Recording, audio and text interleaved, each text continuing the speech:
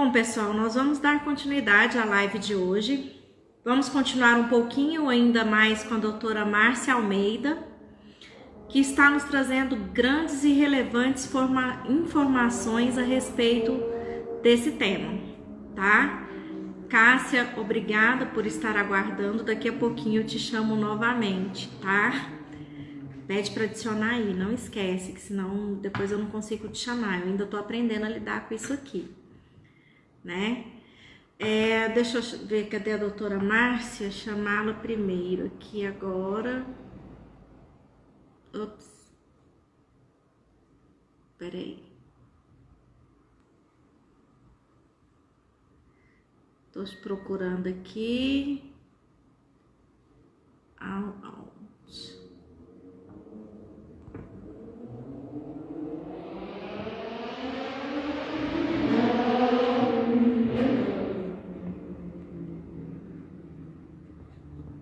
Bom, doutora Márcia, acho que acabou de voltar.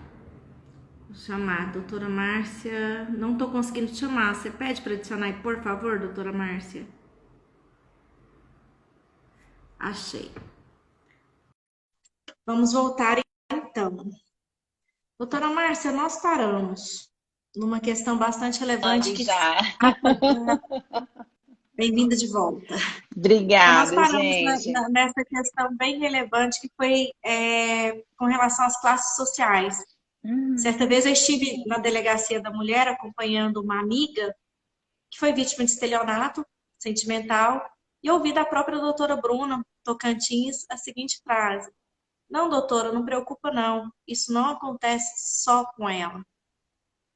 Eu parei, pensei e falei, gente, é uma realidade que não temos noção, é uma realidade que a gente acredita que seja utópica, porque a gente não espera que ela chegue perto da gente. Sim, e ela E está eu tenho mais próxima do observado que a gente imagina, né? muito mais próxima. A Fabiana foi uma pessoa que me surpreendeu muito. A posição dela foi muito forte. Nós tivemos uma outra colega também que se manifestou, iria participar, mas não pôde se expor nesse momento, por Sim, questões de foro íntimo, né? sim, sim. Também agradeço muito ela, que ela contribuiu muito para que eu pudesse produzir um pouco de conteúdo para essa live. E nós sabemos que várias pessoas trabalham com isso aqui em Goiás, como eu disse anteriormente, tem a doutora Sabrina, a doutora Ludmila, a doutora Lorena. Então, existem várias pessoas que trabalham nisso e a senhora também tem trabalhado nesse sentido. Nesse Sim, momento de isolamento, ouve-se dizer que aumentou muito esse índice de violência doméstica. sim. Como é que a gente que tem acontecido esse momento de violência doméstica do ponto de vista psicológico? Existe alguma justificativa para que isso aconteça? O que a senhora pode falar a respeito? Tá. Esse momento que nós estamos vivendo é um momento de realmente um momento de muita tensão, né? Onde cada um sofre o impacto de forma diferente, né? No caso da violência doméstica dentro da pandemia, o que que se sustenta? É que já são casos, né, que já haviam, que já aconteciam antes, e com a proximidade diária de casa, as tensões elas aumentam, né? Então, assim, tem aumentado sim isso gradativamente, pela permanência de ambos dentro de casa, né? Mas não é caso isolado, simplesmente pela pandemia. Claro que dentro de um contexto de confinamento pode haver, sim, alguns momentos de tensão, mas quando isso acontece, e agora tem se agravado, é porque já existe uma história pregressa que vem se aumentando, né? Pela permanência dos dois em casa. Uma coisa que eu queria ter dito antes, Glaucia, é que o ciclo da violência ele é uma coisa muito trágica, né? Pelo sentido assim, você conhece a pessoa, então assim, tem um momento de explosão, aquele primeiro impacto, onde a pessoa vai começar primeiro com xingamentos, parte para agressão.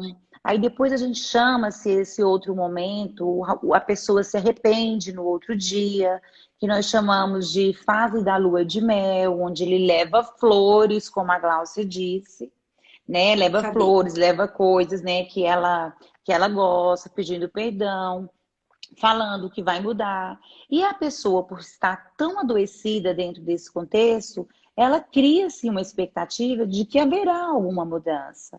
Então, o que que ocorre? Ocorre a fase da lua de mel, depois nós vamos para o momento de tensão de novo, a mulher fica pisando em ovos, parte para a agressão de novo, ele a agride, depois vem a lua de mel, depois vem um momento de tensão, depois vem a agressão, e muitas vezes isso pode culminar até em morte. Como a Gláucia disse no início, a Gláucia não, desculpa, como a Dalgisa disse no início, ela também revidava. Pode acontecer também dessa mulher, dentro de um desespero muito grande, ela também cometer um homicídio diante de tanta agressão, né? Então, assim, o momento pandêmico, ele só tem intensificado os casos já existentes e que são muito subnotificados, porque os dados que nós temos, eles não são os dados reais realmente da quantidade de violência que existem dentro dos lares. Então, o que eu queria dizer? Que a psicologia hoje ela tem um papel muito importante dentro do contexto da violência doméstica, não só para amparar essa vítima, tentando resgatar juntamente com ela sua autoestima, a autoconfiança, mas nós temos o dever, a obrigação de notificar caso percebamos que dentro desse contexto que essa mulher está vivendo, porque muitas mulheres, às vezes, chegam falando justamente o quê? Não, ele me agride, ele me humilha, ele confiscou meus documentos, mas ele é uma pessoa boa, ele fica assim só quando ele bebe, né? Então, existem essas justificativas porque a mulher acredita realmente que muitas vezes ela é merecedora do que está acontecendo. Então, ela dificilmente ela consegue se enxergar como vítima. Então, a gente precisa, dentro do contexto psicológico, tentar ampliar a consciência dessa mulher para o papel que ela está vivenciando. Então, nós temos, dentro do nosso próprio código de ética, a obrigação, como profissional e como cidadão, de fazer notificação acerca da violência doméstica. Eu não sei se todos os meus colegas dentro da psicologia têm conhecimento disso, mas nós A temos que fazer previsão uma. de... Como?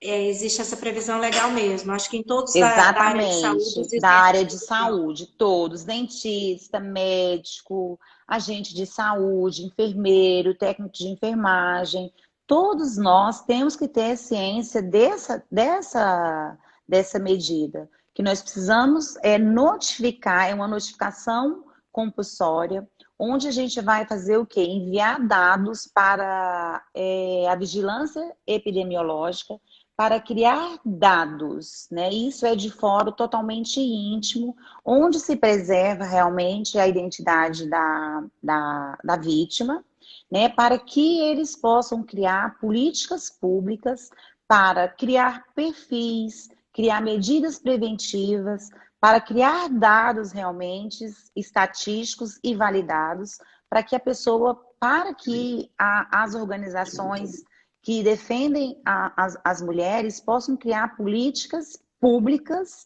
baseadas na sua própria proteção. E existe também, Gláucia, pode falar. Você ia fazer uma Conclua. pergunta. Tá. Não, eu ia fazer um adendo, mas continua. Pode, não, pode fazer. Às vezes é até sobre o que eu vou falar. Porque a senhora falando, a senhora trabalha com algum projeto que atenda mulheres vítimas de violência aqui em Goiás, aqui em Goiânia Não, especificamente? não trabalho. Eu só trabalho realmente dentro do consultório, né, acerca, e são vários casos de violência, realmente, assim, médio, graves, né, que podem se desencadear um desfecho muito trágico, né? Então, todos nós, obrigatoriamente, precisamos nos fazer essa notificação para dados para criar políticas públicas. Mas nós também temos que fazer também uma, um comunicado externo. Aí já entra dentro do quê? De colocar a, a nossa ética dentro do sigilo, né, confidencial de paciente e psicólogo na quebra do sigilo. Isso é uma obrigatoriedade, mas é em casos de extrema exceção. O Conselho de Psicologia, eles nos dão esse respaldo para que nós possamos, dentro de uma avaliação mais íntima, mais atentiva, mais cuidadosa, de que essa mulher está correndo algum risco iminente de uma violência mais grave ou de um assassinato, de nós quebrarmos o sigilo, né, e fazer uma denúncia aos órgãos competentes para que eles possam, de alguma forma, é, advertir esse agressor. E dentro da E como é que justiça, aí fica a tomar. questão da negativa? Porque às vezes a mulher vira e conta para a senhora o que aconteceu, mas chega na frente da autoridade policial e fala, não, não aconteceu nada. Ela tá Tá, louca. então, então eu vou te explicar. Dentro do processo, o que que a gente faz? A gente faz o quê? Dentro dos processos, dos recursos que ela tem, fomentar essa mulher dentro da autoconfiança dela, fazer ela entender que ela está dentro de um ciclo de violência doméstica, né? Que ela pode sim procurar alguns recursos e tentar, de alguma forma, ampliar a consciência dela para que ela faça essa denúncia. Muitas vezes ela não tem a capacidade, até pela pressão das pessoas, no sentido do agressor. Porque às vezes a mulher sai do consultório e o agressor está lá na porta do consultório esperando por ela. Então, na medida que ela toma consciência e ela aceita de fato fazer essa denúncia, mas ela não tem suporte, ela pode dar para nós essa validação. Mas aí o que que acontece? A gente precisa fazer uma declaração por escrito e ela assinar concordando que a gente faça essa denúncia. Em caso excepcional, onde a mulher realmente não aceite, mais que dentro do nosso código de ética, exige-se que há quebra de sigilo dentro de contexto muito prejudicial à vida da mulher, a gente, por obrigação, nós temos que atuar como protetores dessa mulher. E aí há uma quebra de sigilo realmente contra a vontade dela, né? Respaldada pelo Conselho de Psicologia, para que a gente busque o menor dano possível.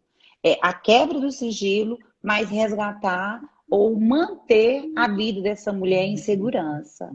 Então, existe essas duas possibilidades. A notificação, que é obrigatória, e existe também essa exposição da quebra do sigilo para que essa mulher possa ter realmente um amparo legal, um amparo de proteção, que acredito que as advogadas falarão sobre isso, mas como uma forma de proteger a vida.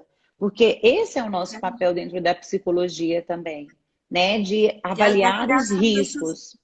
Como? E a criação, acho que das varas especializadas, como eu estou vendo aqui, a juíza da Exatamente. violência doméstica, não sei de qual região que ela são muito relevantes, né, para o trato para o apoio psicológico para essa mulher que sofre violência. E Exatamente. Pode eu falar. acho bastante relevante. Doutora, nós Então, temos mais 5 minutinhos que nós temos que passar para questões jurídicas também, senão nós vamos ter que estender para um ok. terceiro bloco. Não, não vamos. Vamos finalizar. Então, assim, partindo da notificação compulsória, que é obrigatório, existe também dentro da nossa especificidade, dentro da psicologia e respaldada pelo Conselho de Psicologia, a comunicação externa, onde nós temos que ter o quê? A sensibilidade, a escuta atentiva, de perceber que aquele movimento que a mulher está passando corre-se um risco iminente até de morte. Então, quando a gente avalia essas nuances de periculosidade, nós necessariamente, obrigatoriamente, precisamos fazer essa comunicação. Então, eu quero dizer o quê? Que as mulheres, elas não estão sozinhas. Se elas não conseguem por si só, procurem sim ajuda. Existe sim toda uma rede hoje, tanto da psicologia, de todo o sistema de saúde, sistema judiciário, Ministério Público, para dar esse amparo. A Lei Maria da Penha também está aí.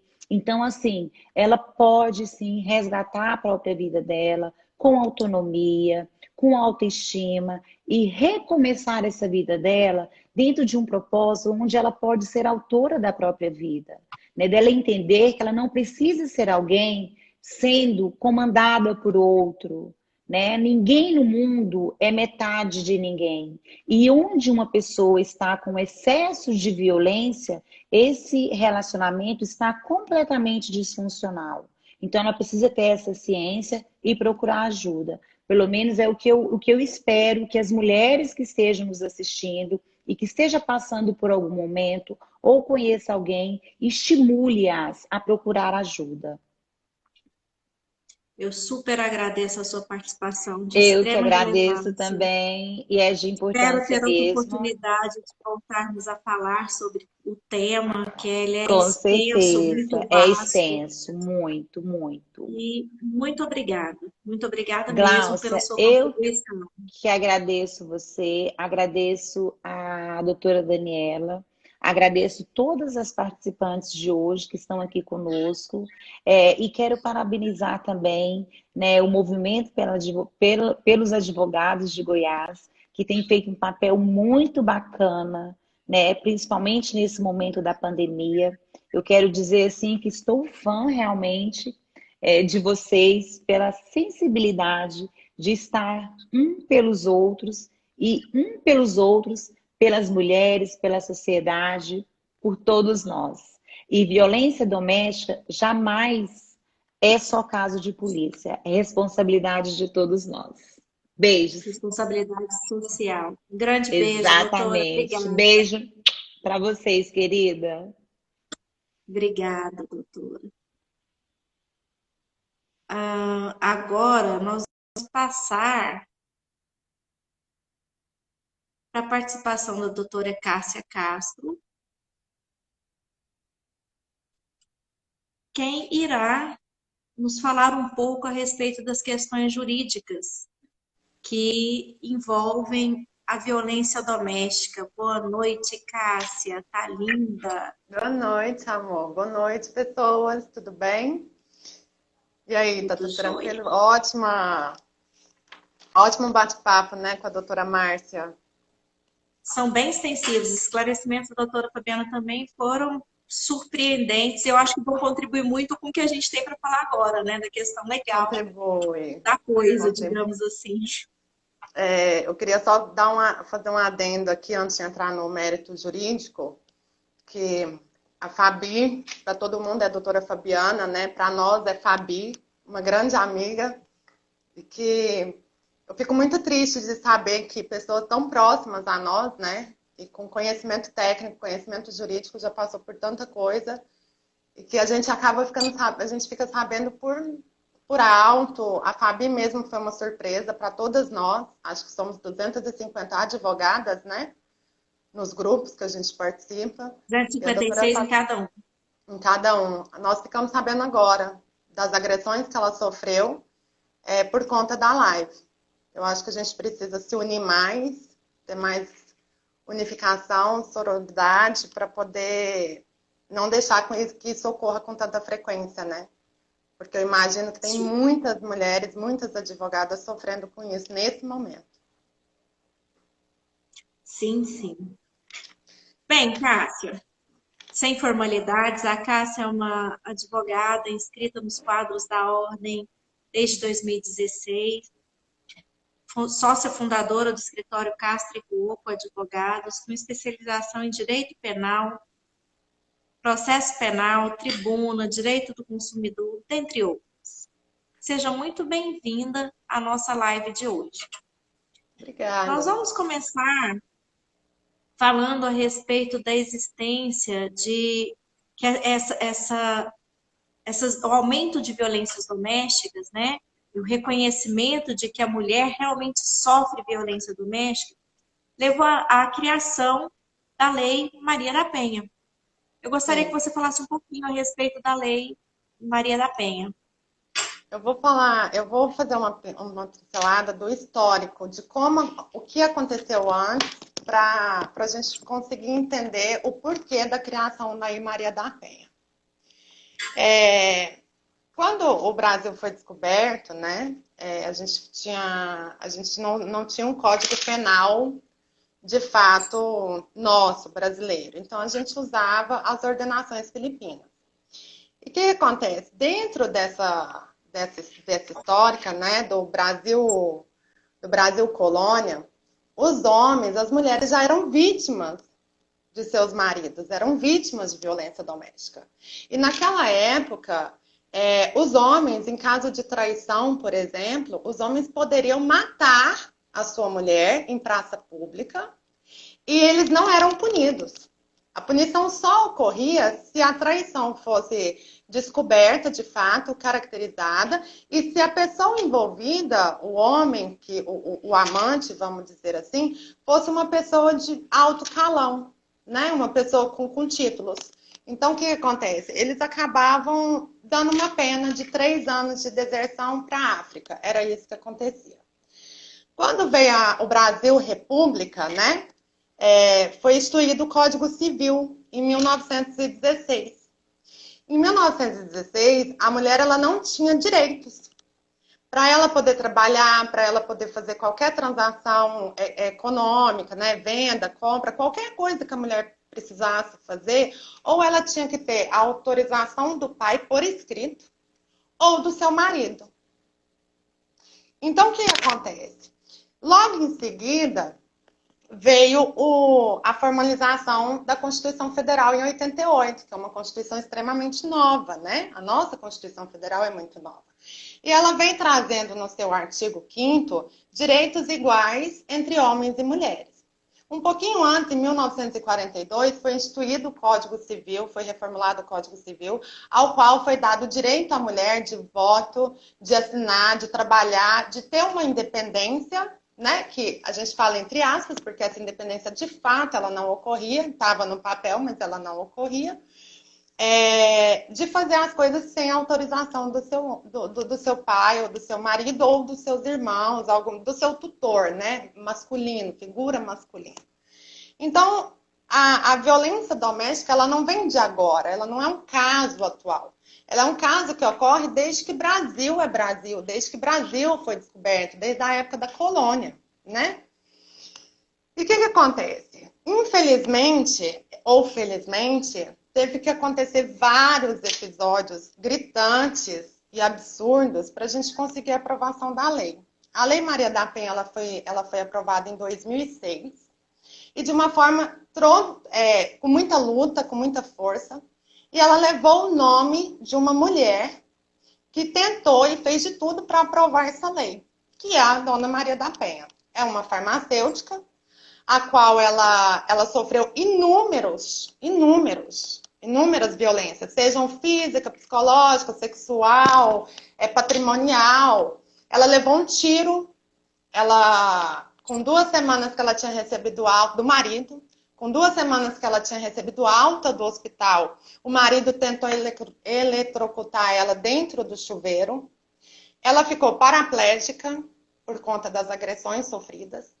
Pediu socorro para a Organização Mundial, pediu socorro para vários órgãos na época, isso em antes de 2006, até que a Organização Mundial de Saúde e a ONU, né, a Organização das Nações Unidas, obrigou o Brasil a responder o que estava acontecendo de fato com suas mulheres.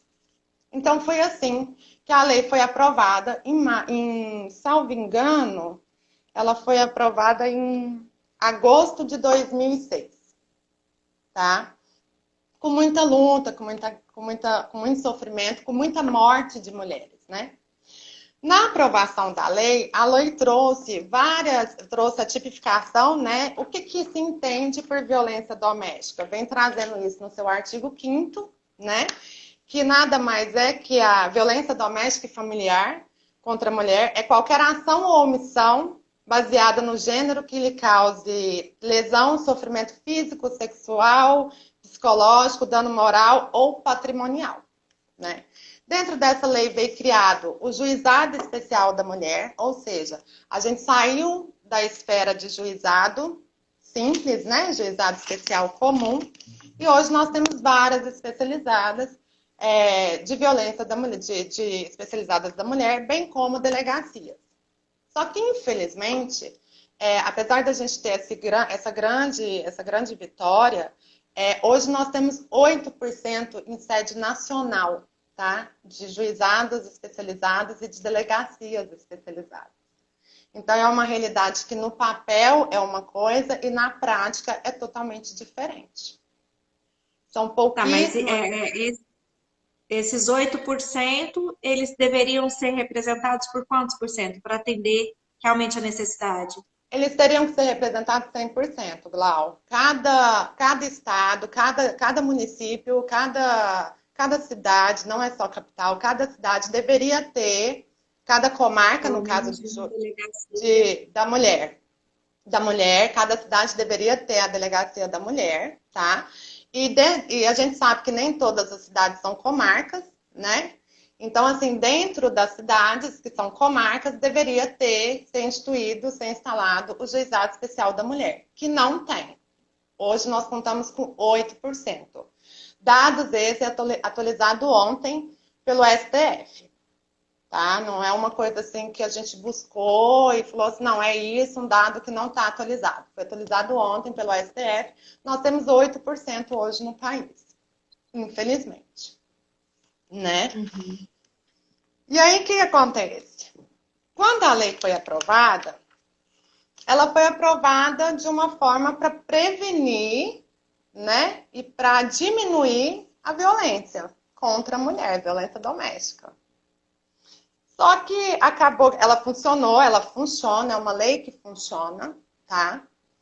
Mas o que acontece? Hoje, com a pandemia, né, com o isolamento social, as suas famílias se recluindo, se recolhendo às suas casas, essa violência teve um aumento de 37% índice nacional, atualizado ontem. E em alguns estados, essa violência ela chega a 400, 600% de aumento. Nossa, Nós, no mas estado, a lei ela admite que um vizinho denuncie, que alguém que presenciou aquela violência admite, denuncie. E ainda assim, esse índice continua alto. continua. Ele aumentou, ele já era alto, ele acabou aumentando em 37%, de acordo com a pesquisa nacional, né? E aí, quando a gente vai puxar as pesquisas estaduais, né? Porque os estados fazem suas pesquisas e mandam para o órgão competente para fazer o cálculo, a margem. Tem estados que a violência aumentou 300%, 400% do isolamento social para cá. No estado de Goiás, a gente não está imune, né? A violência, é óbvio, ela ocorre, mas a gente teve um aumento de 30% só. Em vista de outros estados, é pouco, né? Mas para nós é muito, é gritante. E, infelizmente, as pessoas ainda têm como é que fala? Jargão que fala? Aquele ditado popular esdrúxulo, ridículo. Briga de marido e mulher, ninguém mete a colher. Né? Então, as denúncias não estão tão tranquilas. E quando se faz a denúncia, né? Geralmente as pessoas fazem a denúncia pelo 190, que é o serviço de emergência da Polícia Militar. Então, o que acontece? Com o déficit, é um monte de coisas, né? Porque com o déficit da Polícia Militar, que nós não temos quantitativo para trabalhar, acaba que quando o policial chega até o local, e isso eu conversei com um sargento muito querido, amigo meu muito querido, e eu fiquei chocada. Ele falou assim para mim, a gente tem uma viatura para uma área gigantesca. Quando a gente chega no local para poder fazer a diligência, olhar a ocorrência, o que acontece? Quando a gente vê que é só um empurrão, que é uma violência verbal, a gente nem leva para a delegacia. Porque a gente não tem estrutura para levar. A gente não tem estrutura para levar. Né? Então, a gente também não tem a base do poder, né, para auxiliar, do do poder público para auxiliar isso, né? Então fica muito difícil. E você nunca sabe quem é seu agressor, né, Glaucio? Quem é o agressor daquela mulher. Se você consegue lidar com ele, ou se você também vai ser uma vítima, não da violência doméstica, Sim. mas uma vítima de lesão corporal. Então ninguém sabe o que pode acontecer, né? É aquela história, né? Você entrar no meio de uma relação que tá onde os ânimos estão exaltados e querer sair ileso é difícil. É muito difícil. É E difícil. as pessoas não querem perder seu tempo com isso. É muito triste falar isso. Não tem nenhum número de telefone específico para atendimento de violência doméstica. Tem, amiga. Deixa eu te explicar. O que acontece? Com o aumento drástico, né? Um aumento absurdo da violência doméstica, o INPE, que é o Instituto Maria da Penha, que é pioneiro, né? Ele foi fundado pela Maria da Penha, que lutou muito pela aprovação dessa lei. O Instituto, ele conseguiu um local para que se fizesse essa denúncia fora do 190. Então, hoje nós temos o 180, que qualquer denúncia, qualquer violência doméstica que você sofra, que essa mulher esteja sofrendo, porque nós temos 5 tipos de violência doméstica, né? Não é só uma ou duas, são 5 tipos de violência que se desdobram por várias outras. Então, o que acontece? Qualquer mulher que esteja nessa situação, ela tem o 180 para fazer a ligação. Mas é muito complicada a ligação, a comunicação. Seu agressor está ali dentro da casa com você, como é que você vai ligar? Hoje nós temos inúmeras empresas que estão fazendo campanhas. Eu posso citar, não estou fazendo merchan de ninguém aqui, mas é um trabalho lindo que está sendo feito. Magazine Luiza, no seu site, tem o denúncia pelo site do Magazine Luiza. É como se a mulher estivesse fazendo uma compra no site. Na verdade, ela está seguindo o passo a passo da denúncia. Nós temos uma rede de produtos de beleza, de maquiagem. Eu não consegui levantar o nome dessa rede, porque ela ainda é muito pequena, que também está fazendo isso. Nós temos o símbolo, a simbologia de pedido de socorro. Está sendo implementado. É o X, né? É o X, o pedido de socorro. Sim. Está sendo implementado agora. Nós temos o site, nós temos para denúncia de violência doméstica, nós temos a delegacia, que é feita pela delegacia virtual hoje, né? Então você não precisa falar nada. E detalhe, tudo isso está sendo feito e está sendo protegido também o direito do surdo-mudo, da mulher surda-muda que não conseguia denunciar. E nós temos hoje um canal dentro do 180 que a mulher surda-muda consegue fazer a denúncia pelo WhatsApp, Instagram, Telegram, entendeu? Ela consegue fazer por meio de Libras, ou por meio da língua de Libras, ou por outros meios que seja viável para ela, né? Legal. Parabéns pela iniciativa das empresas que tomaram esse cuidado, né? Porque realmente a mulher está ali, está presa para o seu agressor, não tem para onde correr. E vizinho raramente quer se meter com outro vizinho porque acha que vai ter problema. Ah, não, depois eu tenho que ir em delegacia, depois eu tenho que fazer isso, depois eu tenho que fazer aquilo. Eu sou um problema, né? Porque eu me meto em tudo. Duas. E o que acontece? Essa lei, vindo para a área de direito mesmo, né? A Lei Maria da Penha, ela trouxe várias instruções de como funciona a aplicação, né? Ela vem tipificando, ela tipifica e define o que é o crime de violência doméstica, que não é só para as mulheres, tá? Ela engloba idoso, ela engloba crianças, adolescentes, todos por analogia. Ela não é só da mulher, ela engloba outros casos. Ela determina as formas de violência doméstica, que nós temos 5 formas que a gente estava falando. A doutora Márcia até já explanou as formas, né? Que é a sexual, patrimonial, moral, é, Lógica, por, por violência mesmo, agressão, e tem psicológica. a Psicológica e psicológica. física. É. Então, nós temos 5, né? Então, ela vem falando, ela vem da forma física, psicológica, sexual, patrimonial e moral, que não precisa ser uma e não precisa ser todas, uma só já caracteriza essa violência. Ela define a violência doméstica contra a mulher, independente da orientação sexual dessa mulher, né? E hoje já está aplicando também a Lei Maria da Penha para os transexuais. Ela também São já é mulheres. aplicada, né? Não, porque quando ela foi criada, ela não era aplicada para os trans. Apesar de haver a mudança, tendo ou não a mudança do sexo, ela não era aplicada.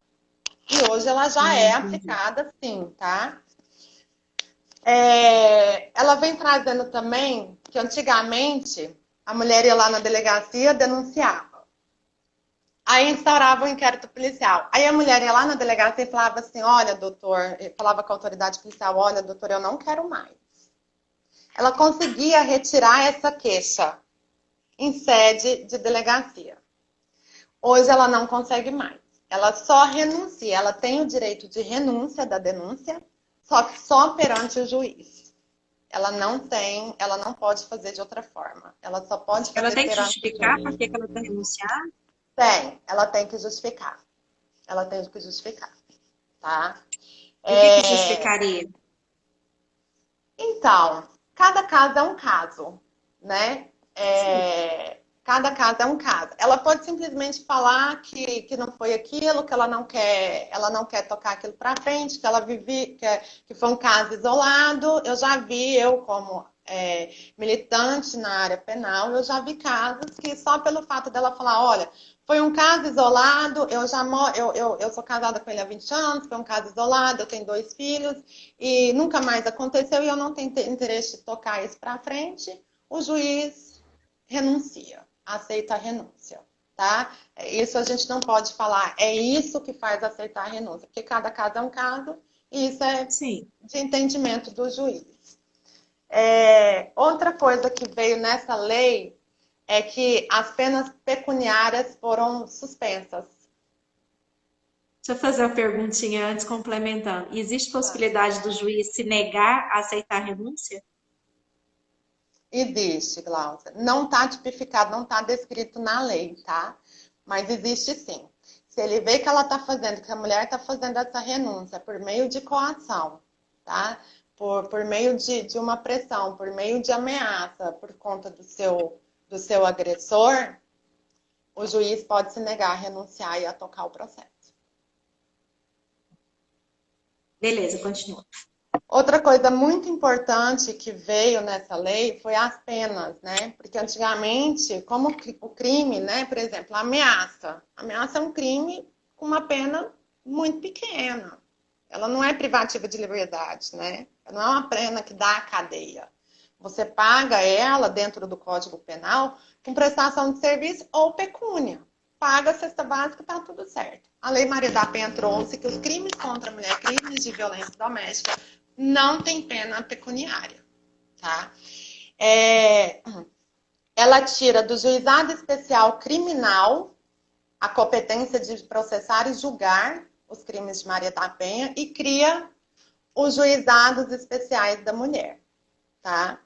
Só que nos estados que ela não tem, nas cidades, nas comarcas ou nos estados que não exista o juizado especial da mulher, né?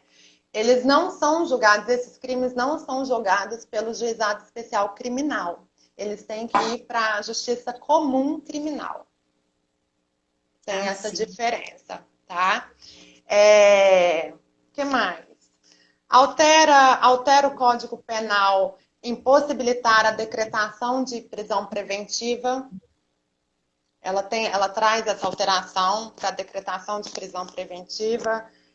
Quando houver risco à integridade física e moral da vítima. Ela altera a lei de execução penal, onde permite que o juiz determine o comparecimento periódico, mensal do réu, né? Ela permite isso. ela criou o Juizado Especial da Mulher e que mais?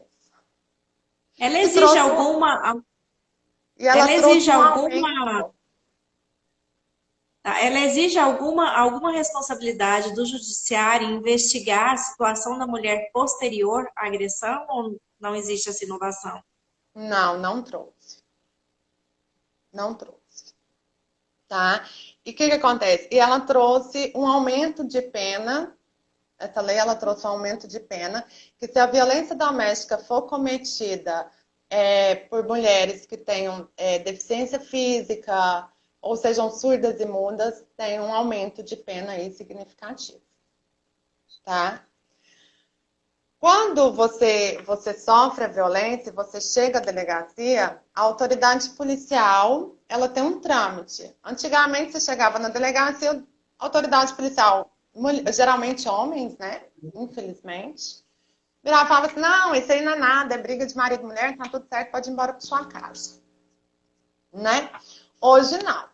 Hoje a autoridade policial, ela tem autonomia. Ela autua o cara em flagrante, por exemplo.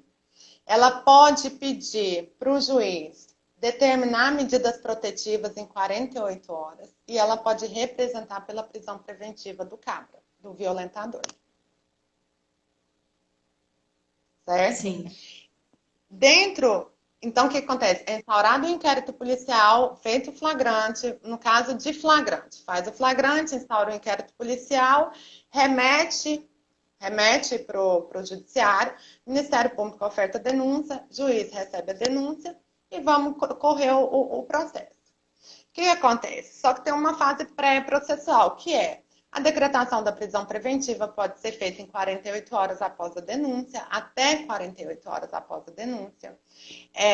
A autoridade policial ela pode pedir a decretação da prisão preventiva, o juiz pode conceder a decretação da prisão preventiva. Tá? O Ministério Público é uma ação incondicionada, o Ministério Público é o responsável pela ação, ele é uma ação pública incondicionada, né? Então, o Ministério Público é o dono dessa ação. A mulher vítima de violência doméstica, ela não precisa de um advogado para representá-la. Quem representa ela como vítima é o Ministério Público. Quando ela chega na delegacia, ela não precisa ir acompanhada de advogado, certo? Certo. Ela pode ir sozinha. Pode. E tal. Existe nesse momento pré-processual, a obrigação não existe, mas existe relevância na contratação e acompanhamento de um advogado, ou que seja para dirigir a delegacia competente, ou qualquer delegacia pode fazer esse tipo de ocorrência, que algumas se negam a fazer.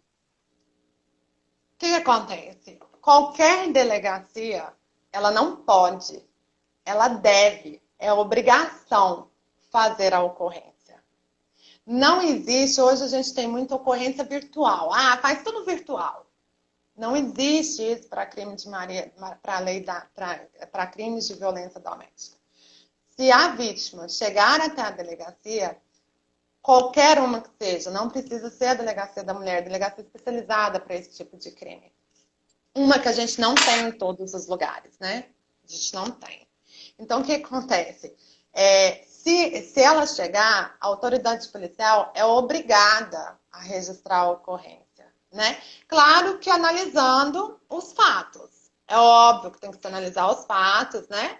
E havendo de fato ocorrido o crime, a autoridade policial é obrigada a registrar um boletim de ocorrência e a mandar um policial até o local para ver se o cabra está lá para ser preso em flagrante. Houve uma comunicação do crime. Ele é obrigado a instaurar o inquérito policial, seja em delegacia especializada ou não.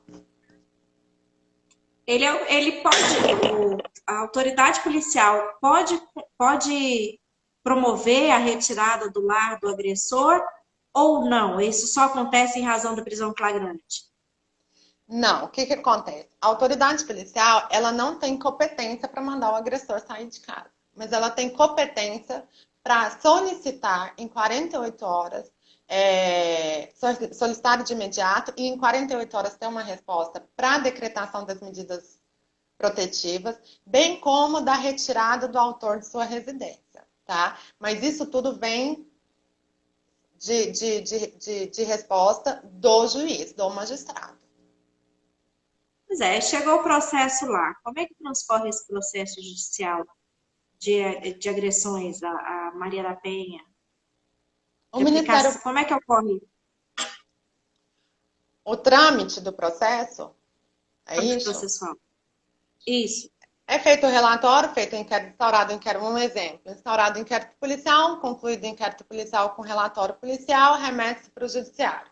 Chegou no judiciário, o Ministério Público oferta denúncia, oferece a denúncia, né? Abre-se vista para o Ministério Público oferece denúncia, abre-se, o réu é citado para apresentar a defesa, né? O juiz recebe ou não a denúncia, que ele tem esse direito também de receber ou não a denúncia. Recebida a denúncia, marca-se a audiência de instrução e julgamento e é o rito comum do processo mesmo. Ouve-se as partes, ouve as testemunhas e ouve-se os memoriais feitos pelo MP, pela defesa e o juiz sentencia.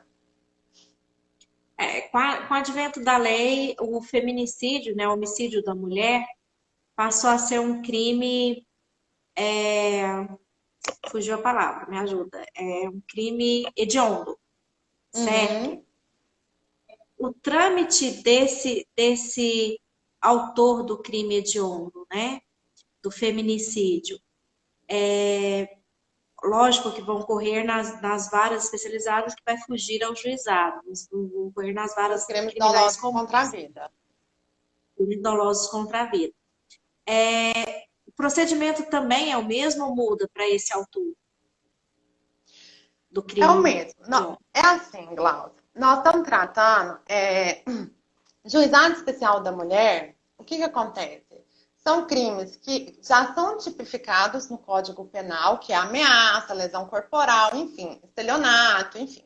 Ele já é tipificado no Código Penal, mas são crimes de menor potencial ofensivo. Aonde quem o pratica, os agressores, né, os réus, as pessoas que praticam, o que acontece? Elas acabam não tendo uma punição, né? Porque são crimes, demora demais, são crimes com pena muito pequena, a prescrição geralmente se dá. Então, se instalou o juizado especial da mulher justamente para que esses crimes não fossem impuníveis, que de fato eles são puníveis, né? Então, por isso que foi instalado. No caso do feminicídio, a gente está falando do artigo 121 do Código Penal, com a sua qualificadora, que é o feminicídio, que, salvo engano, é o parágrafo 5º. Salvo engano, eu não tenho certeza, gente. Então, o que acontece? É matar alguém, tipo penal, matar alguém, tá? Pena de tanto a tanto. O que acontece? O parágrafo 5º, o feminicídio que vem no parágrafo 5º, o que ele vem trazendo? Uma qualificadora. Então, esse crime, ele é um crime de maior potencial ofensivo, com pena de reclusão, tá? Então, ele começa a cumprir a sua pena inicial, geralmente fechado, né? Esse tipo de crime, ele corre na vara comum de crimes dolosos contra a vida, tá?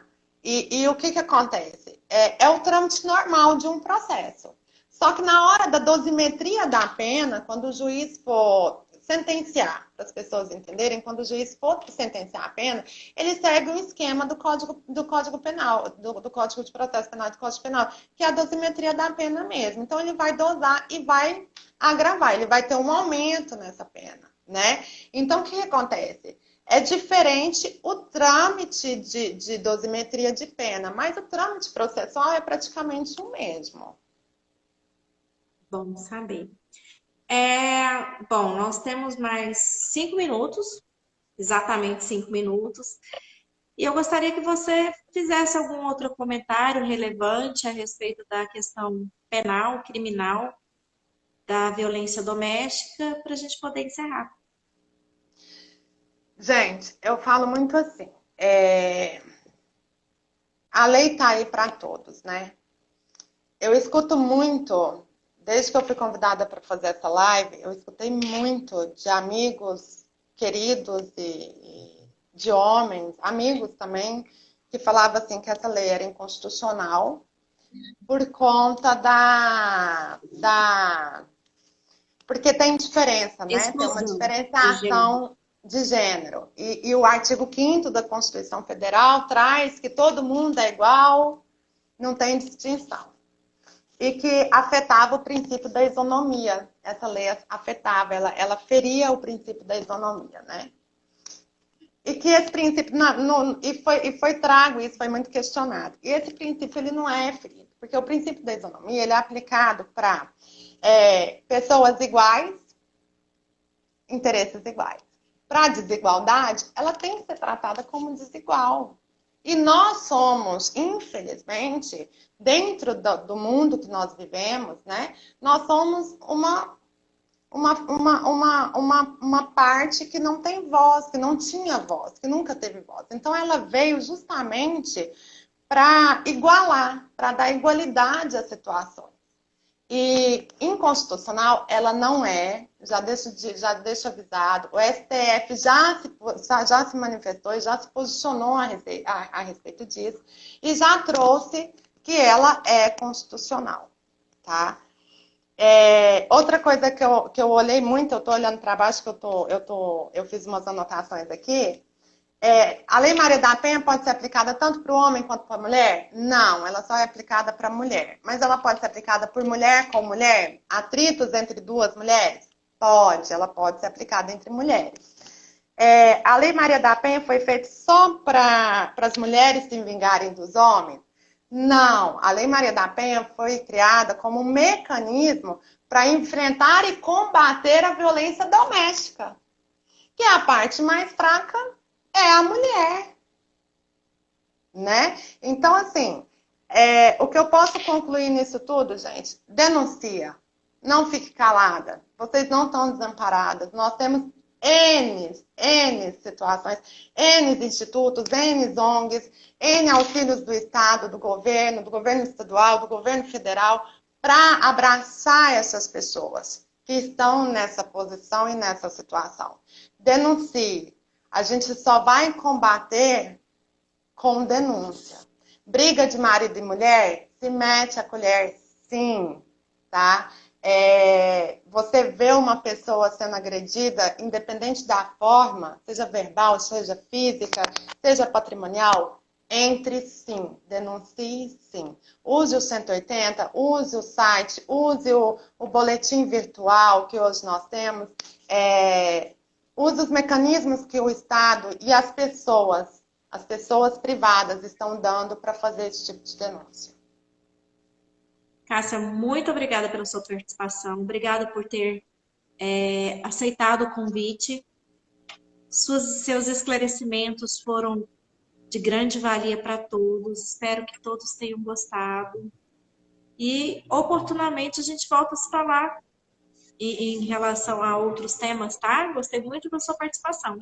Obrigada. Ai, que bom. Eu que agradeço. Eu queria deixar um beijo imenso, porque tem um monte de gente para agradecer, que todo mundo que me conhece sabe que eu falo demais, mas quando é público eu me travo um pouco, que me deram força. Minha família, meus amigos, mas em especial você, que ontem você segurou uma onda, né?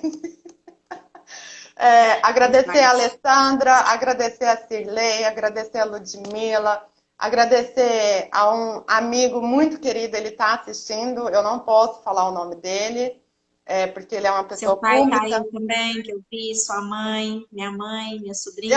Eu não tô vendo, eu não consigo ver quem tá e quem não tá, gente. Eu quero agradecer tá a todo mundo. Quero agradecer a Labela, Espaço Feminino, quero agradecer a Ternos Femininos, né?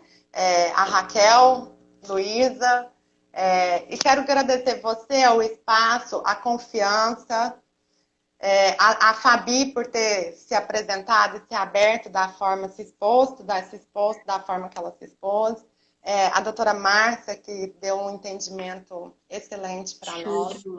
E eu espero ter elucidado um pouco a parte jurídica dessa lei, tá? E estou à disposição, Ana. Super ajudou. Obrigada. A gente se Tá vê bom? em breve. Beijo, gente. Tchau. Tchau. Então, pessoal, eu quero agradecer a todos que participaram. É realmente difícil a gente conseguir nominar todo mundo em razão da celeridade com que passam os nomes, mas muitas pessoas queridas estiveram presentes nesse momento. Um grande beijo a todos vocês. Espero que tenhamos ajudado as mulheres que irão ver, as que viram essa live, a terminarem com esses relacionamentos abusivos, terminarem com essa violência doméstica. Muito obrigada a todos. Abaixo a violência doméstica. Beijo no coração.